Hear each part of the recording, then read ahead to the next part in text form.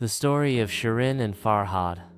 Long ago, in the days of the great Persian Empire, there lived a princess named Shirin. She was not only known for her breathtaking beauty, but for her intelligence, courage, and strong sense of self. She was the princess of Armenia, admired by many, but her heart was not easily won. One day, word of Shirin's beauty reached Khosrow Parviz, the mighty king of Persia. Intrigued, Khosrow sent his painters to capture her likeness. When he saw the painting, he fell madly in love and set off to find her. But fate had its own plans.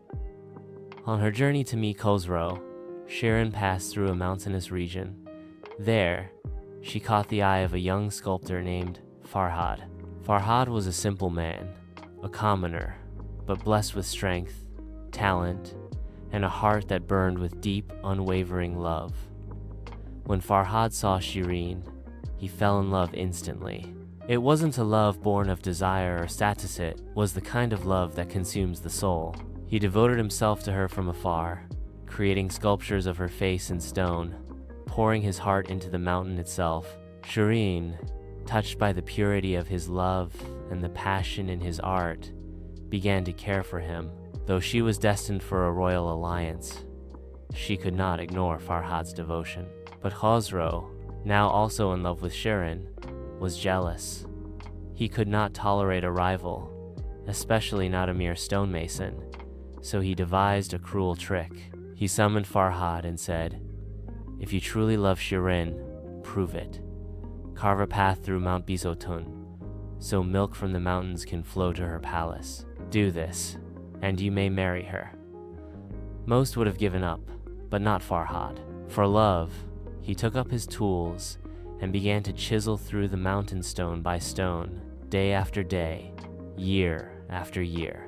The people watched in awe as he slowly carved a road through the seemingly impossible. Time passed.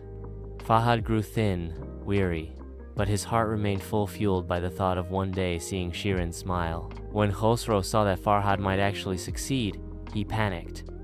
Again, he sent a messenger with false news. Shirin is dead. Farhad stood still. The hammer slipped from his hand. With a broken heart, he looked to the sky and whispered her name one last time.